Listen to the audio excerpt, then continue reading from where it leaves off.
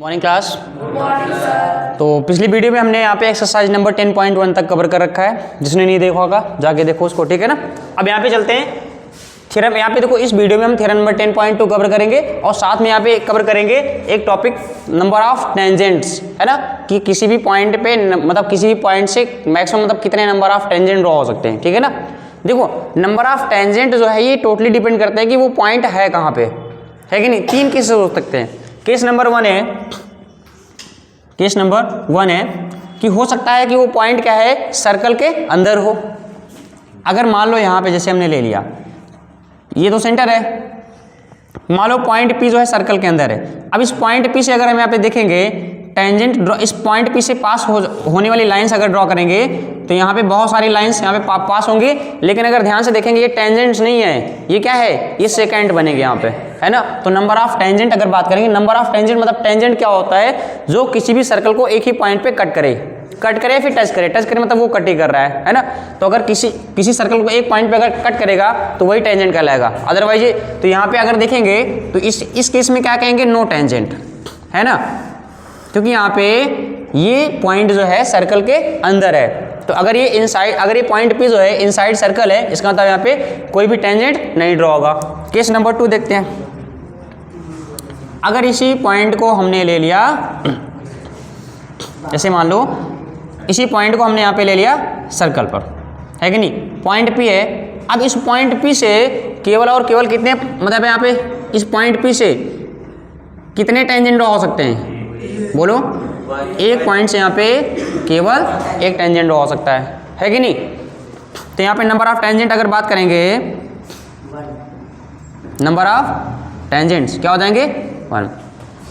तो अगर point P अगर इनसाइड सर्कल है, अगर ये क्या है, इनसाइड सर्कल, अगर सर्कल के अंदर है, अगर पॉइंट पी इनसाइड सर्कल है, कितने टेंजेंट ड्रॉ हो सकते हैं, कोई भी नहीं, है ना। 2 कौन बोल रहा है, रात वाली उतरी नहीं है क्या तुम्हारी, अभी उतार दें कहो तो।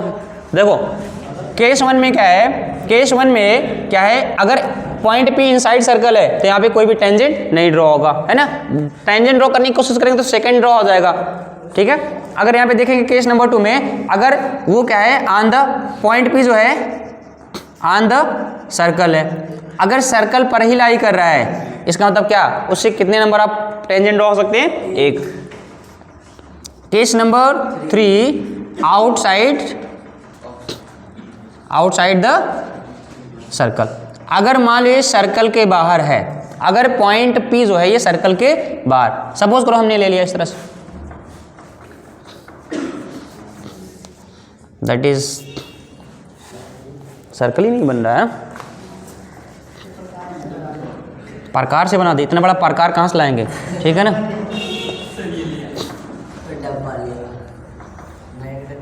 देखो अगर मान लीजिए आउटर साइड में कोई पॉइंट ले लिया, मान लो हमने यहाँ पे क्या ले लिया, पॉइंट पी। इस पॉइंट पी से हम अगर टेंजेंट ड्रॉ करने की कोशिश करेंगे, एक टेंजेंट यहाँ पे ड्रॉ हो गया, दूसरा टेंजेंट यहाँ पे ड्रॉ हो गया, है ना। मान लो हमने ले लिया पॉइंट ए और पॉइंट बी।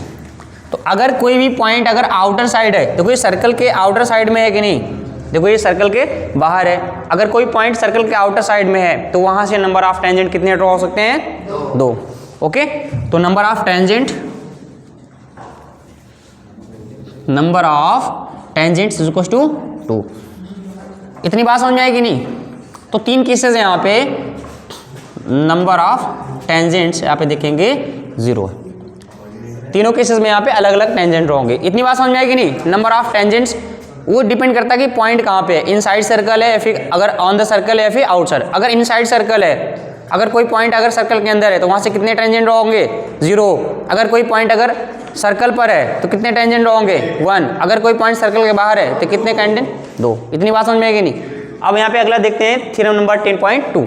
थ्योरम नंबर 10.2 में क्या है, the length of tangent drawn from an external point to a circle are equal. मान लो हमने यहाँ पे एक्सटर्नल पॉइंट पे एक पॉइंट पी ले लिया, this is the external point P. अब पॉइंट पी से हमने क्या किया, 2 सर्कल ड्रॉ किए हैं। मान लो इसका पॉइंट ऑफ कांटेक्ट क्या है, दोनों के पॉइंट ऑफ कांटेक्ट यहाँ पे क्या है, ए और बी। इतनी बात समझ में आएगी नहीं। हमने इस पॉइंट एक्सटर्नल पॉइंट से यहाँ पे 2 सर्कल ड्रॉ किए हैं, सॉरी एक्सटर्नल पॉइंट से दो टेंजेंट यहाँ पे ड्रॉ किए हैं सर्कल पर, और ये जो पॉइंट ऑफ कांटेक्ट है ना दोनों यहाँ पे टेंजेंट के, क्या है, पॉइंट ए और पॉइंट बी, ठीक है ना। हमें प्रूव ये करना है द लेंथ ऑफ टेंजेंट। अगर हम आप ध्यान से देखेंगे टेंजेंट ही तो है ना, तो पी ए मतलब यहाँ पे टू प्रूफ, हमें ये प्रूव करना है the length of tangent, that is ये पी ए की जो लेंथ है, ये पी ए की जो लेंथ है किसके इक्वल आएगी, पी बी के लेंथ के इक्वल आएगी। यहाँ पे हमको यही प्रूव करना है। इतनी बात समझ में आएगी नहीं? तो क्या करेंगे, इस पॉइंट P को क्या करेंगे, हम O से मिला देंगे पहले। अब सबसे पहला काम ये करेंगे, ये पॉइंट ऑफ कांटेक्ट को जब हम यहाँ पे क्या सेंटर से मिलाते हैं तो वो लाइन रेडियस होती है, और रेडियस के साथ साथ ये क्या होती है, परपेंडिकुलर होती है ना। थ्योरम नंबर 10.1 हमने यही तो पढ़ा ना, ठीक है ना। अब देखो पॉइंट ऑफ कांटेक्ट को जब यहाँ पे सेंटर से मिलाते हैं, ये देखो ये पॉइंट सेंटर से मिलाते हैं तो ये जो होता है 90 डिग्री होता है, ठीक है ना। और ये रेडियस होता है, ये भी रेडियस होता है। इतनी सी बात समझ में आई कि नहीं? और अब हम क्या करेंगे, P और O को भी मिला दिया, P और O को भी मिला दिया हमने। क्या इतनी सी बात समझ में आई? ओके, देखो हमें पता है अगर दो साइड्स या फिर दो एंगल्स को इक्वल प्रूव करना है तो हमको यहाँ पे कॉन्ग्रुएंसी का रूल लगाना पड़ेगा, है कि नहीं। पूरे नाइन्थ क्लास में 3-4 चैप्टर के जितने भी हमने यहाँ पे एंगल्स और क्या है साइड्स इक्वल प्रूव किए हैं, सबके सब क्या है, कॉन्ग्रुएंसी रूल पे हमने प्रूव किए हैं, ठीक है ना। और कॉन्ग्रुएंसी में अगर यहाँ पे देखेंगे तो 5 क्राइटेरिया होते हैं, ठीक है। कॉन्ग्रुएंसी में कितने क्राइटेरिया होते हैं, 5। अगर किसी को याद नहीं आ रहा होगा तो हम जल्दी से बता देते हैं। SAS, AA, ASA और SSS, AA बेटा, AA जो होता है वो सिमिलैरिटी में होता है, इसमें नहीं होता, है कि नहीं। AA अगर करके देखोगे यहाँ पे तो मान लो, चलो ठीक है, हमने एक ट्रायंगल ले लिया, इसके बाहर बड़ा ट्रायंगल ले लिया। अगर देखेंगे ये वाला एंगल इसके इक्वल है, ये वाला एंगल इसके इक्वल है, ये वाला एंगल इसके इक्वल है, क्या ये दोनों के दोनों कॉन्ग्रुएंट है? मतलब इसका मतलब आपको कॉन्ग्रुएंसी और सिमिलैरिटी में डिफरेंस ही नहीं पता। कॉन्ग्रुएंट का मतलब ये होता है कि सेम उसी के जैसा, मतलब अगर हम इस ट्रायंगल पे अगर दूसरा वाला ट्रायंगल रखें तो दूसरा वाला ट्रायंगल को क्या, पहला वाला ट्रायंगल ये ढक ले इसको, मतलब यहाँ पे मतलब साइज इसका क्या सेम होना चाहिए। देखो सिमिलैरिटी का मतलब यहाँ पे कॉन्ग्रुएंसी का मतलब क्या होता है, कॉन्ग्रुएंसी का मतलब ये होता है कि ये दोनों का साइज सेम होना चाहिए, है ना। साइज क्या होना चाहिए, सेम, लेंथ सेम होनी चाहिए, एंगल सेम होना चाहिए। लेकिन अगर हम बात करेंगे कॉन्ग्रुएंसी की, तो कॉन्ग्रुएंसी में क्या होता है कि दोनों का यहाँ पे शेप सेम होना चाहिए, साइज मतलब कोई जरूरी नहीं कि सेम हो। आई बात समझ में कि नहीं? जैसे कि हम कहते हैं देखो ये इसकी सिमिलर है ना, और कॉन्ग्रुएंट का मतलब वो उसी का फोटोकॉपी है। तो सिमिलैरिटी का मतलब क्या होता है, मान लो हमने यहाँ पे छोटा सा ट्रायंगल बना दिया और उसी के जैसा हमने बना दिया यहाँ पे ट्रायंगल, है ना। इसके एंगल सेम हो सकते हैं बट यहाँ पे साइड सेम नहीं होंगे, साइड का रेशियो यहाँ पे लेते हैं। जब आपको ट्रायंगल चैप्टर पढ़ाएंगे तो वहाँ पे सिमिलैरिटी ही है पूरा ट्रायंगल में। आई बात समझ कि नहीं? तो सिमिलैरिटी और कॉन्ग्रुएंसी में अंतर होता है। तो ये जितने भी क्राइटेरिया हैं ये सब कॉन्ग्रुएंसी के हैं। तो वहाँ पे खिचड़ी मत बना देना, नहीं तो क्या है कि सिमिलैरिटी वाला कॉन्ग्रुएंसी में लगा, कॉन्ग्रुएंसी वाला सिमिलैरिटी में लगाने लगो, है ना। देखो तो ये ट्रायंगल्स के यहाँ पे क्या होते हैं, ये कॉन्ग्रुएंसी के क्राइटेरिया, ये क्राइटेरिया किसके हैं, कॉन्ग्रुएंसी के,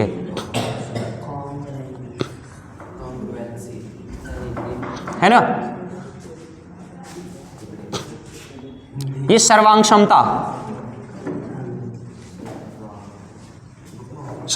के ये नियम होते हैं यहाँ पे, सर्वांगक्षमता, है ना। क्या कहते हैं, सर्वांगक्षम, है ना, त्रिभुज यहाँ पे सर्वांगक्षम है, दो ट्रायंगल सर्वांगक्षम होते हैं। अब देखो तो अभी इसके बारे में ज़्यादा डिस्कस हम नहीं कर पाएंगे, अगली मतलब क्लास 9 की जब वीडियोज यहाँ पे अपलोड करेंगे तो वहाँ से आप लोग देख लीजिएगा कॉन्ग्रुएंसी के बारे में, है ना। क्योंकि ये छोटा टॉपिक नहीं है, बड़ा टॉपिक है। 5 यहाँ पे अब पाँचों के पाँचों डिस्कस करना है, ये पॉसिबल तो है नहीं इस वीडियो में, है ना। तो अब देखो यहाँ से क्या करते हैं, अगर हमको दो साइड्स या फिर दो एंगल्स को इक्वल प्रूव करना है तो हमको क्या करना पड़ेगा, पहली बात तो दो ट्रायंगल लेना पड़ेगा। क्या करना पड़ेगा, दो ट्रायंगल्स लेने पड़ेंगे और दोनों ट्रायंगल्स को क्या प्रूव करना पड़ेगा, कॉन्ग्रुएंट प्रूव करना पड़ेगा। क्या प्रूव करना पड़ेगा, कॉन्ग्रुएंट प्रूव करना पड़ेगा। क्या क्या बता रहे हो गया ना। हाँ अब देखो तो कहने का मतलब बदतमीजी नहीं करनी, ठीक है ना, क्लास में ठीक से बैठो। अगर यहाँ पे देखेंगे हमको प्रूव ये करना है कि P इक्वल टू PB है, तो हम यहाँ पे कुछ मतलब रूल्स बता रहे हैं कैसे फॉलो करें। अभी यहाँ पे एग्जाम में पता है ज्योमेट्री के क्वेश्चन तुम लोगों के इसी नहीं हो पाते क्योंकि तुमको पता नहीं है कहाँ पे क्या है, कौन सी चीज़ें लगाएंगे, तुमको पता नहीं चल पाएगा कौन सा यहाँ पे ट्रायंगल बनाना है कि नहीं बनाना है। कोई इंपॉर्टेंट टॉपिक यहाँ पे बता रहे हैं, ऊपर से क्या पता नहीं क्या बकवास किए जा रहे हैं आपस में। देखो अगर इन दोनों दो साइड्स को एक रूल बना लो, अगर दो साइड्स या फिर दो एंगल्स को आपस में इक्वल प्रूव करना है तो हमको क्या करना पड़ेगा, दो ट्रायंगल्स लेने हैं और दोनों को कॉन्ग्रुएंट प्रूव कर डालो, है कि नहीं। तो अगर हम ध्यान से देखेंगे क्या ये पहला ट्रायंगल और दूसरा ट्रायंगल ये अलग अलग ट्रायंगल्स मिल रहे हैं कि नहीं यहाँ पे। तो हमारा टारगेट क्या है, हम यहाँ पे कैसे इसको प्रूव करेंगे, दोनों ट्रायंगल्स को क्या इक्वल प्रूव करना है, दैट इज दोनों को कॉन्ग्रुएंट प्रूव करना है। अगर दोनों को कॉन्ग्रुएंट हमने प्रूव कर दिया तो बाई सीपीसीटी होती है, corresponding parts of congruent triangle, CPCT से हम यहाँ पे इक्वल प्रूव कर देंगे। आई बात समझ ना। तो करते हैं, तो यहाँ पे लेंगे इन ट्रायंगल और that is PAO and triangle क्या हो जाएगा PBO। देखो ये चीज़ इंपॉर्टेंट है, अगर यहाँ पे बीच में आप देखो PAO ले रहे हो ना, एक सीक्वेंस में होना चाहिए, ऐसे नहीं कुछ भी ले लिया यहाँ पे, इसलिए PAO तो 90 वाला देखो यहाँ पे PAO 90 डिग्री वाला एंगल बीच में आ रहा है ना, ए वाला, तो यहाँ पे भी क्या PBO ही लेना है, POB नहीं लेना है, यहाँ पे PBO लेना है। 90 वाला एंगल यहाँ पे बीच में होना चाहिए, देखो ये 90 वाला एंगल, ठीक है। तो यहाँ पे देखते हैं क्या क्या इक्वल है। सबसे पहला काम तो देखिए ये रेडियस है कि नहीं, तो ये दोनों आपस में इक्वल है, that is OA is equal to, और क्यों इक्वल है, बिकॉज रेडियस ऑफ सर्कल, ये रेडियस है सर्कल के, ओके। अगर हम ध्यान से देखेंगे ये इक्वल हो गया इसके, और अगर हम देखेंगे PO is equal to PO है कि नहीं, इस देखो यहाँ पे देखो ऊपर वाले ट्रायंगल नंबर 1 में ये OP है और ट्रायंगल नंबर 2 में भी क्या है, OP है कि नहीं। तो PO इज इक्वल टू क्या है, PO है, तो यहाँ पे क्या हो जाएगा कॉमन। कायदे से बैठ जाओ, ठीक है, नहीं तुमसे हम बाद में मिलेंगे भी। कॉमन साइड, इतनी बात समझ में आई ना। अब यहाँ पे एक चीज़ देखो, अगर दो साइड्स यहाँ पे मिल गई तो दो पॉसिबिलिटी हो सकती हैं, या तो SSS लगेगा या तो SSS लगेगा। अच्छा यहाँ पे देखो SAS भी लग सकता है, बट SAS के लिए आपको क्या करना पड़ेगा, देखो ये साइड है, ये साइड है और ये साइड और साइड के बीच का एंगल हमको पता होना चाहिए, जो कि पता है नहीं, तो मतलब ये तो पॉसिबल है नहीं, है ना। इसका मतलब SSS यहाँ पे लग सकता है, SSS नहीं लग सकता, क्योंकि हमको PA को PB के इक्वल, SSS कब लगता, जब ये इसके इक्वल है और ये वाला इसके इक्वल हो गया और ये वाला इसके इक्वल हो जाता, तब SSS यहाँ पे लगता। तो SSS भी तो पॉसिबल है नहीं, तो यहाँ पे एक ही पॉसिबिलिटी है, दैट इज RHS की। सर RHS क्यों, क्योंकि यहाँ पे RHS का मतलब ये होता है, R का मतलब right angle triangle, right angle में क्या है, H का मतलब हाइपोटेनियस, क्या हाइपोटेनियस, और एक कोई साइड, किसी भी राइट एंगल में, किसी भी राइट एंगल ट्रायंगल में हाइपोटेनियस और एक साइड अगर इक्वल हो जाए, मतलब किसी भी राइट एंगल ट्रायंगल में हाइपोटेनियस और कोई एक साइड अगर इक्वल हो जाए, इसका मतलब क्या हो जाएगा, दोनों ट्रायंगल्स आपस में क्या हो जाएंगे, कॉन्ग्रुएंट हो जाएंगे। आई बात समझ कि नहीं। तो यहाँ पे देखो अगर ध्यान से देखेंगे ये 90 डिग्री है कि नहीं, ये भी 90 डिग्री, यहाँ पे क्या लिखेंगे, angle PAO is equal to angle PBO is equal to 90 degree, है ना। अच्छा यहाँ पे क्या लिखेंगे, रूल यहाँ पे क्या लिखेंगे, बाय यूजिंग थ्योरम नंबर 10.1, ये तो यूज किया ना हमने, थ्योरम नंबर 10.1 में हमने यही तो कहा था ना, बाय यूजिंग थ्योरम नंबर 10.1 में हम यही तो कहा था ना कि ये परपेंडिकुलर होते हैं, है ना। तो PAO किसके बराबर है, PBO के बराबर है। अच्छा जब ये इसके बराबर हो गया तो हम यहाँ पे कह सकते हैं, देखो ये दोनों साइड्स आपस में इक्वल है, तो ये अगर ये PAO PBO दोनों 90 डिग्री हो गए तो हम कह सकते हैं ना, this triangle PAO and PBO are कौन से triangle, right angle triangle, hence triangle PAO and triangle PBO are right angle triangle. कौन से ट्रायंगल है, राइट एंगल ट्रायंगल। क्या चाहते हो, फिर से वीडियो पॉज करवानी पड़े, ठीक है। और ट्रायंगल PAO और ट्रायंगल PBO क्या है, राइट एंगल ट्रायंगल। और हमें पता है यहाँ पे देखो राइट एंगल ट्रायंगल हमने फाइंड कर लिया ना, अब इसमें एक हाइपोटेनियस और एक साइड, देखो अब ध्यान से देखो, ये राइट एंगल ट्रायंगल है, 90 डिग्री एंगल के सामने जो साइड होती है उसको हम हाइपोटेनियस बोलते हैं, तो इसका हाइपोटेनियस PO है और इस राइट एंगल ट्रायंगल का हाइपोटेनियस क्या है, PO। हाइपोटेनियस मतलब क्या होता है, कर्ण होता है। क्या होता है, कर्ण। कुछ बच्चे परेशान हो गए हैं, हाइपोटेनियस पता नहीं क्या बता रहे हैं सर, हिपोपोटामस बता रहे हैं क्या।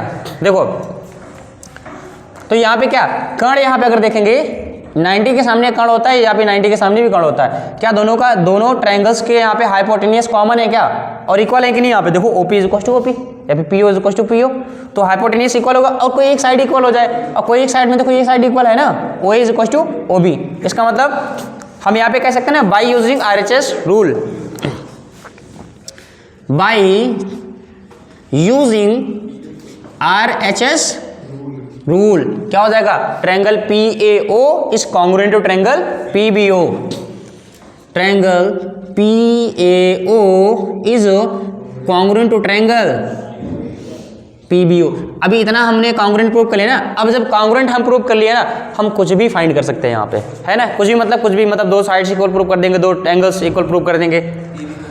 तो यहाँ से क्या हो जाएगा, PA इज इक्वल टू क्या हो जाएगा, अब देखो PA is equal to PB। अच्छा एक चीज़ यहाँ पे तो क्लियर दिख रहा है कि PA के करस्पॉन्डिंग साइड PB है। कभी कभी करस्पॉन्डिंग साइड भी हम लोग इंक्लूड करते हैं। तो करस्पॉन्डिंग साइड ढूंढने के लिए यहाँ पे क्या करते हैं, देखो PA के सामने का एंगल देखो, PA के सामने का एंगल क्या है, A, और दैट इज AOP है कि नहीं, ये सामने एंगल है। और इसके करस्पॉन्डिंग कौन सा एंगल है, ये वाला एंगल है। और इस एंगल के करस्पॉन्डिंग साइड कौन सी है, PB है कि नहीं। तो यहाँ पे PA के करस्पॉन्डिंग साइड कौन सी हो जाएगी, PB। तो अगर करस्पॉन्डिंग साइड आप नहीं ढूंढ पा रहे तो आप उसके करस्पॉन्डिंग एंगल्स ढूंढ लो। और एंगल्स में यहाँ पे देखो इसके इक्वल जो एंगल ये वाला इक्वल है, तो इसके सामने की साइड जो है वही क्या हो जाएगी, करस्पॉन्डिंग साइड्स हो जाएगी, ठीक है ना। तो ये PA जो है क्या हो जाएगा, PB के बराबर हो जाएगा, क्योंकि यहाँ पे PA और PB दोनों करस्पॉन्डिंग साइड है PA। तो यहाँ पे हम क्या लिखेंगे, PA is equal to PB। तो यहाँ पे रीजन लिखेंगे बाई CP/CT। अच्छा CP/CT मतलब corresponding parts of congruent triangle. तो बाई CP/CT यहाँ पे क्या हो जाएगा, PA is equal to PB। और हमको प्रूव भी क्या करना था, that is PA is equal to PB। इतनी सी बात समझ में आएगी दी। तो ये थ्योरम एक बार फिर से कंक्लूड कर देते हैं। थ्योरम क्या कहता है कि अगर किसी एक्सटर्नल पॉइंट से अगर हम किसी सर्कल पर दो टेंजेंट ड्रॉ करते हैं ना, तो दोनों टेंजेंट की जो लेंथ होती है ये आपस में इक्वल होती है। क्या इतनी बात समझ में आएगी नहीं। अच्छा एक चीज़ थोड़ा सा और इसमें थोड़ा सा एक्सप्लोर कर देते हैं, एक दो पॉइंट्स न्यूमेरिकल लगाते समय आप ध्यान में रखिएगा। क्या ये वाला एंगल इस वाले एंगल के बराबर होगा, कैसे पता चलेगा। इस एंगल के सामने की साइड देखो क्या है, OA ना, और OA के बराबर साइड कौन सी, मतलब OA और OA के बराबर साइड दूसरे वाले ट्रायंगल में कौन सी है, OB है। और OB के सामने का एंगल देखो, क्या दोनों के दोनों करस्पॉन्डिंग एंगल है कि नहीं। और बाई CP/CT करस्पॉन्डिंग एंगल्स आपस में इक्वल होते हैं। इतनी बात समझ में आई ना। तो कभी अगर ऐसी सिचुएशन आ जाए कि इन दोनों एंगल, अगर मान लो क्वेश्चन में इस तरह से दिया है कि ये एंगल अगर यहाँ पे 60 डिग्री है, तो ये कितना हो जाएगा, 30 डिग्री हो जाएगा। ये आपको यहाँ पे कॉमन सेंस वहाँ पे लगाना पड़ेगा। इतनी बात समझ में आएगी नहीं। तो आप अगर दो ट्रायंगल्स को कॉन्ग्रुएंट प्रूव करते हो, समझ लो आपका 90% प्रॉब्लम समझ लीजिए सॉल्व हो जाता है। ओके, आई बात समझ में कि नहीं। आई होप आपको ये थ्योरम और ये थ्योरम की प्रूविंग दोनों समझ में आई होगी। Okay, so thank you class.